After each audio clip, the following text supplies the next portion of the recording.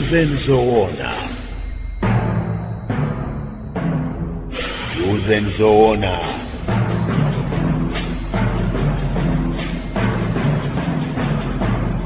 Tiuzeni Zoona.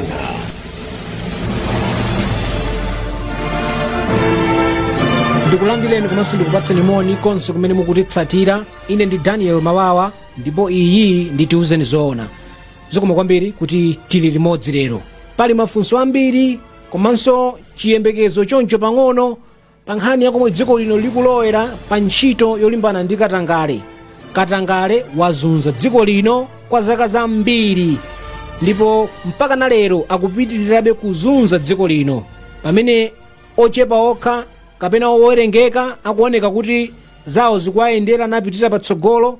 Miyandamiyanda ya anthu ambiri idakali mu mphawi wadzaoneni mwazina chifukwa cha katangale. Lero pa programu iyi tikuti tiunguze kuti kodi dziko lino likuchita bwanji pa nkhondo yolimbana ndi katangale, ndipo mlendo wanga ndi mkulu watsopano wa bungwe la Anti-Corruption Bureau. Tikuti watsopano chifukwa akhalamo miyezi iwiri tsopano mu ofesi. Iwowa ndi a Martha Chizuma. Posakhalitsa apo mvera, tiwalandire Mayi Martha Chizuma.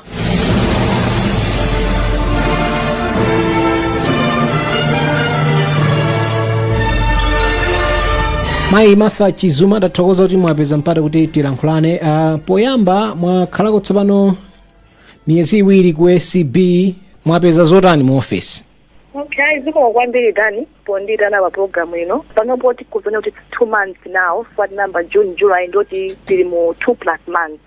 I think so far so good. Ndi ntchito beyonena kuti ikufunika kuti ndi kupanga concentrate bwino chifukwa chonena kuti while ombudsman kuti timapanga kwambiri civil, actually to civil administrative justice staff ukuku or criminal, and so kumakhala kuti the stakes are high. The stakes are high chifukwa chonena kuti ife ngati bureau ntchito yathu ndi kupanga investigate, kufufuza komanso kukayimba anthu milandu. Meaning kunena kuti chifukwa choti ndi criminal law kuti tifike ponena kuti koma apapo yuti kamuyimbe mulandu tikuyenera kukhala kuti tili ndi umboni wambiri, ndiye kuti ntchito yake kuti tifike pamene popofe makhaya ambiri. Komano so far so good. Tsiku lilonse ndikuphunzira, kufuna kuti ndipatiwe pamalo ndidziwe kuti kodi maprocess kunamayenda bwanji, komanso kudzikumbutsa kuti kodi criminal law imayenda bwanji. So I think itingoyena kuti one day at a time. Makhala ku nyumba kapena mukakhala mu office mwanu ku ACB ku City Center, mumaona kuti pochoka ku ombudsman bwera ku ACB tinene kuti ndi ntchito yayikulu kapena ntchito yakucheperani mukayerekeza ndi ku ombudsman? I think comparison imeneyo ima ndivutabe kunena, koma mwina so far menda nena mukunena kuti kunoko ku bureau kwete pressure is a bit high than ku ombudsman. Koma this does not mean kunena kuti ombudsman chake ndio chepa uleyotani. Ombudsman kujaso kula anthu ambiri, kuli makesi ambiri, ku bureau kunonso kuli ambiri, koma kungoti chifukwa choti focus panopo ndi criminal law, and menda nena mucha criminal law is there's a lot at stake in criminal law, kwa zolina kuti ndiziyozota anthu amakamangidwa, meaning kuti munthu ukuluza libate yako, zambiri zimasokonekera kwambiri ndi criminal law pa moyo wa munthu. Saki ndiyena kuti the stakes are high. Koma ine ombudsman kuja it was more for administrative justice. So sikuti kusiyana kwambiri kungonena kuti ukuku ndikupanga concentrate on criminal law, and kuti di makesi odi ndende ambiri and zofunika kuti tipange ndizambiri. Pamene ombudsman kuja timangopanga investigate ndikulekezera pamenepo ukuku ndi prosecutionist. Kukamba zomanga ndi prosecution. Posachedwa apa sabata apitayi mwamanga nduna ndi akuluakulu ena andale mdziko lino, mmodzi mwayo mlangizi wa president Chakwera. Tinene kuti munadziwitsa president kuti mukufuna kumanga nduna yawo? Information imeneyo ndio inoti pali makhabe ma systems eti amene amayikidwa pamene tikufuna timange munthu wankulu ngati amene ucha. So pali ma president ambiri amene tawapeza ku bureau ko chifukwa ku bureau awasiwoyamba kumangidwa kuti nduna anthu kuti high profile usikoyamba. So chomwe ndingaine choyena kuti tinagwiritsa ntchito machannel oyenerera ofuna kupanga inform government system kulena kuti tikupanga zomwe tinapanga zinthu. Tikakamba za machannel amenewo ndikuphatikizapo office ya president? Yeah, most likely yes. Mungati tsimikizire kuti mwapeza tsopano ufulu kapena kuti SCB kuchita ntchito ngati bungwe loyima palokha tikudziwa mbuyo mwekhanso kuchita zimenezo koma pena anthu amakhala akuyinena kuti mwina SCB ili mkhwapa mwa anthu ena ake andale kapena mwina president munganene kuti mwapeza zotani pa nkhani imene iyi mutalowa mu office. Mwina ndikhoza kunena motere kunena kuti sindifuna kuti ndifotokozeza mwina amene zinalili ine sanabwere kwa SCB chifukwa sindikudziwa komano chomwe ndinganene apapa nchoena kuti ineyo chambire ni ntchito kwa SCB sinalandire kwa interference iliyonse kuchokera kwa boma kuchokera kwa president kuchokera kwa vice president ayi ndithu. Mwatsekulayi ndi Zodiak Broadcasting Station ZBS. Chilungamo chake nchoena kuti tikugwira ntchito imene tikuyenera kugwirira basi. Ina mwa nkhani imene mwayipeza kumene kuku ndipo mwalankhulaponso masiku amene apitawa ndi mulandu wa mtsogoleri wakale wa dziko lino Dr. Bakiri Muluzi. Tsopano mulandu umenewu wafika wakwana zaka 17 chiyambireni. Tsogolo la mulandu umenewu ndi lotani? Mulandu umene uli wakhala zaka 17 imene mwaneneramo ngati mukumbukira chaka chatha March ali kwa Affairs Committee anapanga task ya SCB kuti yayi tafufuzani mupange inquiry yanu mupange review mulandu nde mukhale ndi position imodzi yonena kuti kodi tsogolo la mulandu ukhale wotani.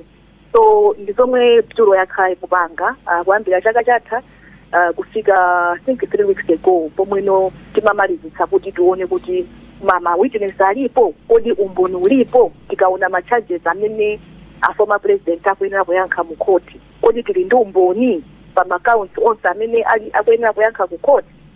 So mu process imene itapeza kuti ya account ena silingathe kukakwanitsa kukapanga proof mu court koma pali account ena ndithu amboni alipo mpaka na lero ndipo umboni kwina mafailo ma documents so ulipo. So based on analysis imene yoyo ndipo amene tapanga communicate ku parliament mena kuti ya ife position ya trapturo mene tazionera ndoena kuti mulandu ukuyena kupitirira.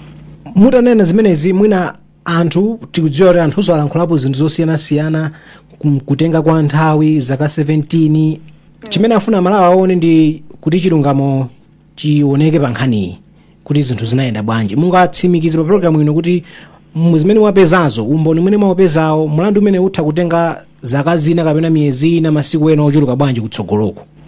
Sono mene mwanenera mukuti mulandu watenga nthawi yayitali koma mutati muone kuti kodi chifukwa chani mulandu watenga nthawi yayitali choncho muona kuti sikubiuloyi. Ngati panopo takhala tikudikira almost chaka kuti kutuluke judgment ku Supreme Court. Chifukwa chomwe chinachita nchoena kuti mulandu wina umene amayankha Muluzi ndionena kuti unexplained wealth under section 32, so unexplained property.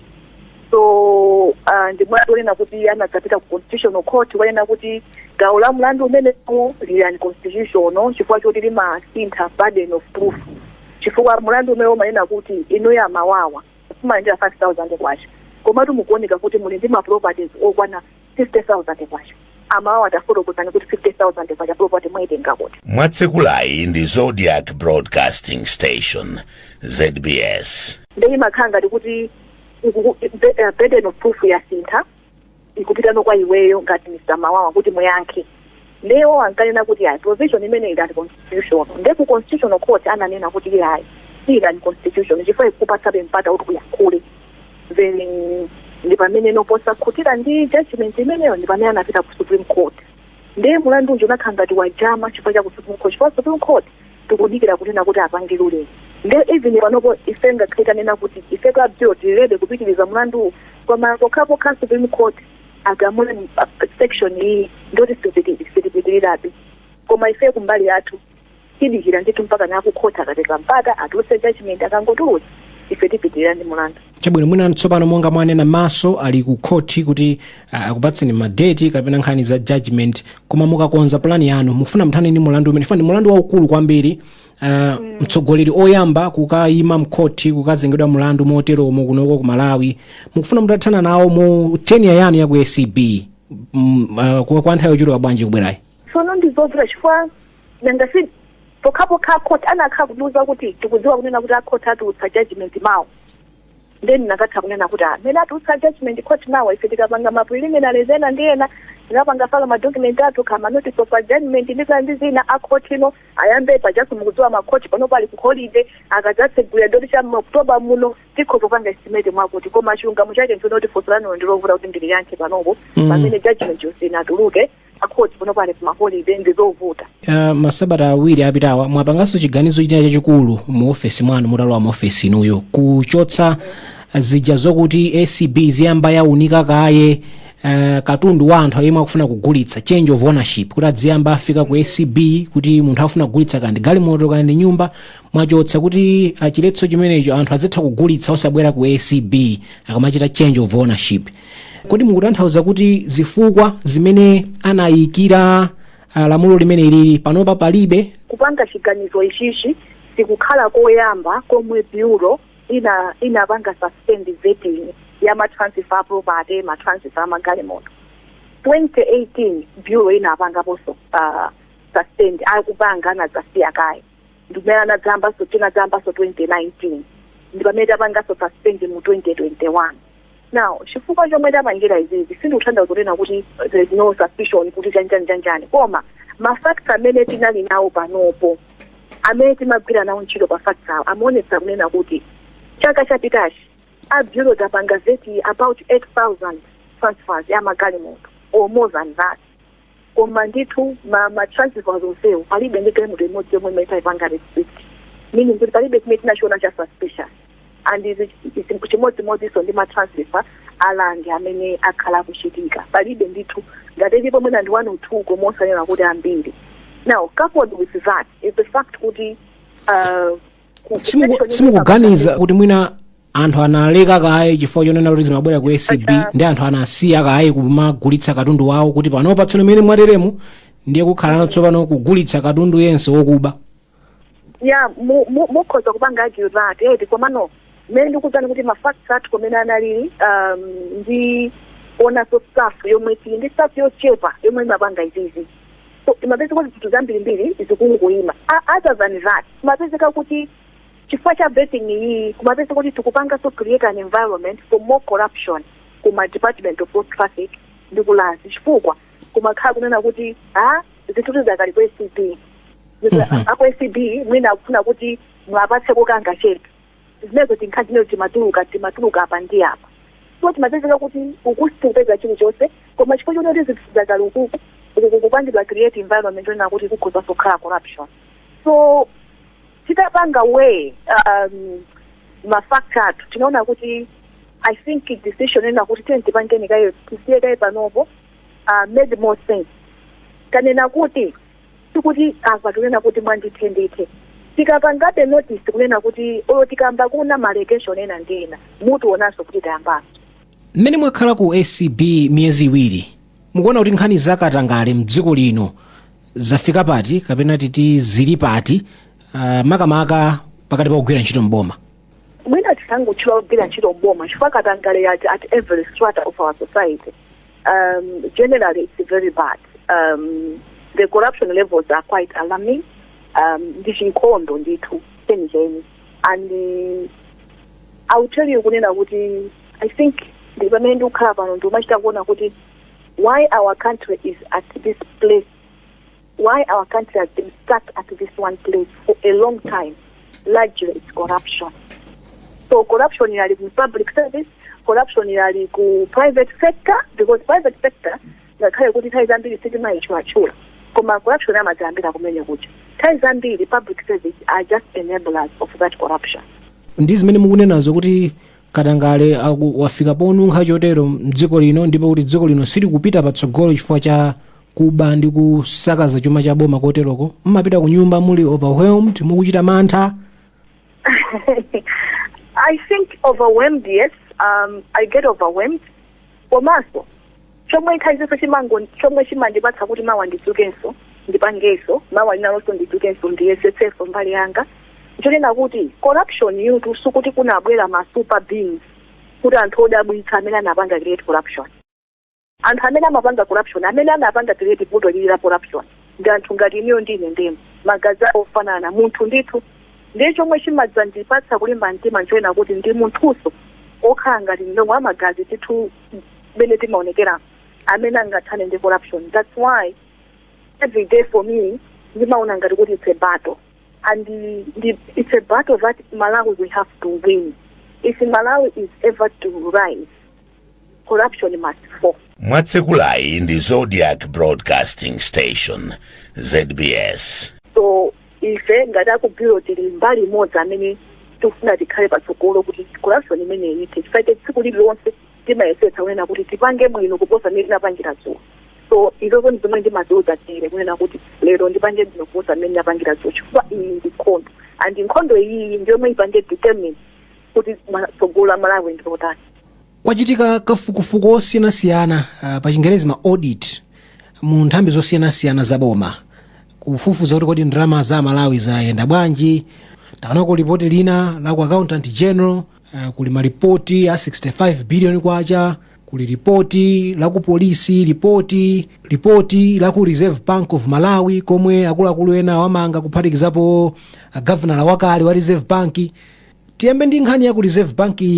ACB mugwira ntchito ndi nthambi zina, koma chidwi chanu makamaka mu nkhani imeneyi chili pati mzimene mukupeza mkafukufuku wanu? Chomwe mwina ndingalene nchoena kuti pa nkhani ya ku Reserve Bank tikugwira ntchito limodzi ndithu, pali ifeyo, pali DPP, pali yaku fiscal police, pali Asia, tili ndithu katimu. Nde mu report muja, that audit report yomwe inatuluka ku Reserve Bank inagawana mbali ndi mbali. Moti sesa kwa ACB tili ndi mbali zathu zomwe tikuyang'ana pa nkhani imeneyi. Ndiwo tikupangira limodzi ndithu. Mwinapo safuna kunena zimene mutakanene mkhoti poti nkhani zili ku court, koma ndifuna ndingodziwa chinthu chimodzi. Ndizoona kuti ndalama zinaperekedwa mu sabata ya chisankho? Yeah, izo ndizomwe ripoti jaso tonse tinayiwerenga, ndizomwe ripoti yo ikunena. Ndi mbali imodzi imene tili mkati mwa tili pali kupanga investigate. Mwina mukati masuleko kuti chidwi chanu china ngati ACB chikulowera kuti pa nkhani imeneyi? Mu ripoti muja muli nkhani zambiri mbiri, pali nkhani ya ku Homeland Security yogula magapu ama prisoners zovala za ma uniform zambiri mbiri. Imeneja ndi mbali yomwe I know kunena kuti ife kwa ACB ndi yomwe tikupanga focus kwambiri. Pali nkhani ya I think ma procurement ya ma suppliers and ICT company imeneja so ife tukona ACB koma mwina muntu pezo tukupanga collaborate sikuzokhoda kwakwanga nda ICB koma tupokera imwe nda Cisco ukutupanga limodzi zina ndi zina za Wi-Fi yakutithandizira. So mwini ngachoena kuti ichi chomwe tupanga mwako kuti koma chomwe ndingene chonyo tikugwira ntchito limodzi. Boma ili litabwera hatalisankha Malawi linalonjeza kuti lithana ndi katangale, koma taonabe kuti zakatangale zina zakhala zikutuluka, zina zokhudza anthu omwe ali mboma ilili panopo. Atsimikizireni anthu kuti zimene bungwe la ACB akhala kulidzudzula mbuyomu kuti mwina limachita tsankho pena mu nthawi imeneyi inu muli mtsogoleri wa bungweli, atsimikizireni kuti zimenezi anthu saziona. I think mwina tingoena kuti anthu angotiona mimi tigwire ntchito chifukwa nthawi zina ukamangoziyankhula sizima tenga mbali kwambiri, anthu amangofuna kuti aone zomwe kupanga. So tingoena kuti mwina mutisicho zamanja athu zitichitira umboni, koma chomwe ndingapange promise pa Malawi, chomwe ndinganene kuti kodi strategy yathu ndiyotani yomwe mwina ikhoza kuyankhaso fusolano. Ndoena kuti panopo mu bureau muli mwina 1000 cases or 900 between 900 and 1000 cases. Live cases, live investigations zomwe bureau bank. Strategy tingopanga mwachidima osakhala ndi strategy sizingagwire sitipanga impact. Nde ifeyo mukuona kwathu tidakhala pansi kuna kuti ngeti tingamapanga banja approach nkhani izizi kulena kuti ultimately zikhale ndi impact. Chifukwa ukhoza kupanga magesi 5 opanda impact koma kuzambopanga imodzi yomwe kuzokhala ndi impact. Mwatsekulai ndi Zodiak Broadcasting Station, ZBS. Ndi chomwe tagwirizana choena kuti we should approach it like this. We should swiftly and severely deal with the current corruption. Mukanena kuti current ndi liti zaka ziti. Corruption yomwe itituluka panopo.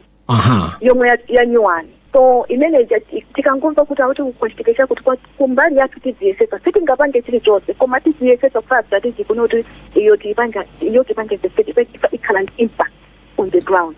So we want to deal with the current corruption swiftly and severely with the hope kunena kuti that would deter future corruption. Mukatero a Chizuma akale omwe akudziwa kuti anaba, anasakaza, anapita. No, sikuti amene wandoti adakalikale mukufufuzidwa. Koma muone chifukwa choti tikapanga yapano tikhozopeso kuti tikuseva ndalama. Ndalama zisanatayike, tipangiretu tilu nayo corruption imeneyi. Ndalama zisanatayike. Komano tikapanga investigate zithaso kupangisa data others from doing corruption. For the old cases zoti tikaziyambisala panga investigate ndalama mwina zinapita kale.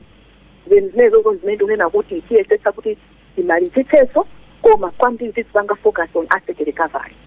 Nkhani imendesa kuti Amalawi achita nayo chidwi kukamba za asset recovery chifukwa Amalawi samaona kuti chuma chimene chabedwa chabwezeretsedwa bwinobwino mosaoneka bwino. So ndiyesa kuti Amalawi achita chidwi ndi nkhani imeneyo. Koma mbuyomu SCB akhale kudandaula za ndalama zochepa, ogwira ntchito ochepa.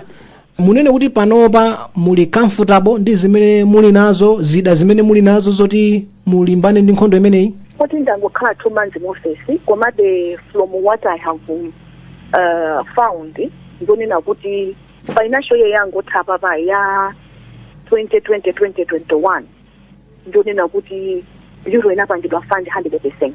So, when June, July last year, kufika June jaga chino Zonina Guti, ndama zome boma nina Guti, 80% corruption bureau, boma nina panga fund 100%. Chaka chinochi ngati muchidziwa chaka chino choti cha 9 months financial year 40 kwambira March chaka chamawa financial year jamba March chaka ikita March chaka chamawa, so it's a 9 months financial year. Ndeti kaona ndama zomwe atipatsa baba zangochepera ukapanga compare ndi za last year zangochepera ndi 11%, komano ukaona kuti 14 to 9 months it's almost like the same amount yomwe tinapatsidwa last year. Chomwe changotsala kuti tione njoyina kuti tione tsetseni kuti boma lati pasa 100% nene natipatsira. So limene natipatsira last year. So ndikaina kuti kumbali ya finance kuti kuona kuti pali improvement. Tingodikira kuti tione kuti how kutsogolo kuti enda bwanji ndi the current financial year. Koma tikatengera last year limene ndinoti natipanga fund 100%. Koma mukatengera kuti staff it's really a problem. The bureau is quite understaffed. Bureau I think the establishment in Kandisa Kulaku somewhere at 2040-2060. Koma panopo we are just about I think 180. Meaning kuti tibe masafa mbili. Ndi maonekera kwambiri kuma investigations, ndi prosecutions. Kwena kuti ndanthochepa kwambiri ngati kuma lawyer, Kandisa kunama, meaning prosecutions also so full lawyers. Koma ndikatengera prosecutions, ndiye kuti ma prosecutors ndipo about 15. Pamene establishment kwena kuti kufunika 35. Leo ukaona ma-section onse kutulo ndiwona kuti police heavily understaffed. Ukaona ndi workload is not making sense. 4 times no madaba uma ukamamva antu bile kupanga chani. These are the real issues that we are dealing with in the bureau. So SCB idakalibe yochepekedwa. Ndi mafika mukuti patsawo zikuoneka kuti pafupifupi 50% mulibe staff. Yeah, so the understaffing is quite big. So chomwe tapanga nchoena kuti talemba kuboma, tinalemba ndithu kuboma about 3 weeks ago, wafotokozera kunena kuti fair bureau kuti anthu aone impact tikufunika staff izi, ma prosecutors, ma investigators, ma civic educators, corruption prevention officers, otere ma driver, ma support staff tapereka ndithu kuboma tikuoneka kuti kuna assurance kunena kuti atithandiza, koma ndithu tinakapereka chilandawo chimene chikusetira treasury. So that's another thing. Mwatsekulai ndi Zodiak Broadcasting Station, ZBS. Kwina kungonena kuti umaona kuti ngakhale staff yolipo yambiri imakupeza kuti kupanga resign chifukwa chonena kuti comparatively chile neti makwira ku bureau ndochi ku FIA so anthu amakonda kupitako. So anthu amakonda panga resign ku bureau mapita ku FIA tapena ku MRI chifukwa kuti masala akumene koko they are a bit higher. Ndema mapeza kuti tangompanga train staff wa ku bureau koma akukathera kumeneko. And ivuto ngenoti nenda ndina salary yakumene ku higher, komanso the job is less risky. So there's a risk factor yachita kubulo yakubulo anthu amakhala kuti moyo wawo nthawi zonse uli at risk. So those are the factors omwe zimapangitsa kuti the staff turnover should be very high. Kukamba za riski, mmodzi mwa akuluakulu a SCB Aisanja uju mpaka napano sitidziwa kuti adawapha ndani kapena nkhani zawo zili pati. Mungakonde mu ulamuliro wanu ngati mkulu wa SCB kuti mudziwe chencheni pa nkhani imeneyi? Nkhani ya malema Aisanja njoni kuti mpaka napano ku bureau anthu tili traumatized ndi zomwe zinachitika zija.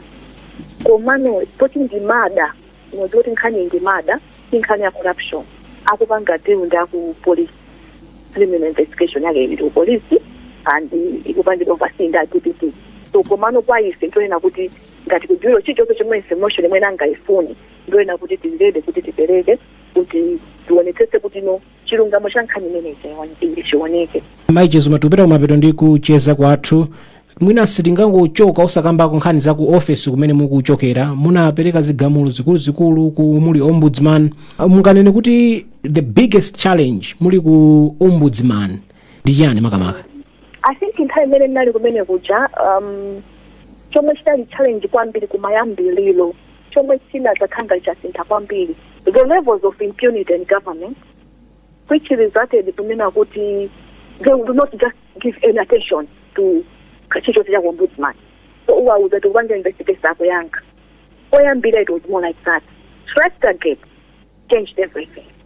Such that mene ndimashoka kwa ombudsman umashita kuona it was such a substantive switch in mindset in government to an extent kunena kuti umapezera kuti ukangolemba kalata uona kunena kuti aita ina PS akuyanga even director akuyanga nkhani jomwe kuti zikupangidwa sort out.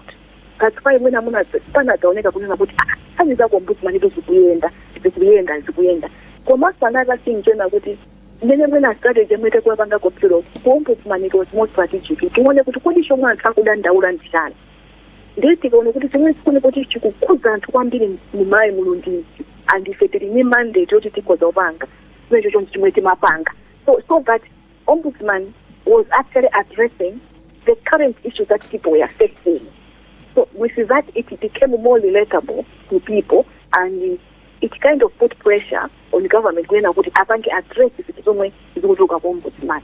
So ndikaenda kuti chomwe chachikulu chomwe chinakhanga chakhala burden kwambiri was kumayambiliro the high levels of impunity which led to non-responsiveness and non-compliance with the ombudsman work, which in the later days of my being ombudsman you could actually see it as being substantive and so forth.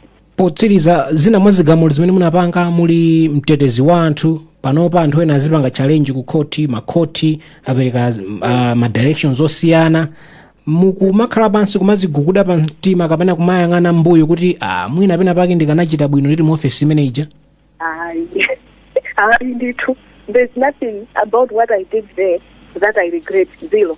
And because many things kapanga zimene student mazoni ndizabwera kupino komano the thinking entirely the Moses ombudsman nthawi zonse imakhaona kuti izizi tikachipanga mpaka na ku Supreme Court izizi tipangalitiketi mpaka na Supreme Court ikacheke tinakhala kuti tikumakhala tikubhedwa olese kuti awu high court alera chakuti kaya court yanena chakuti tikwezita fika pa Zodiak koma tinadziwa kunena kuti tikupita ku uncharted waters.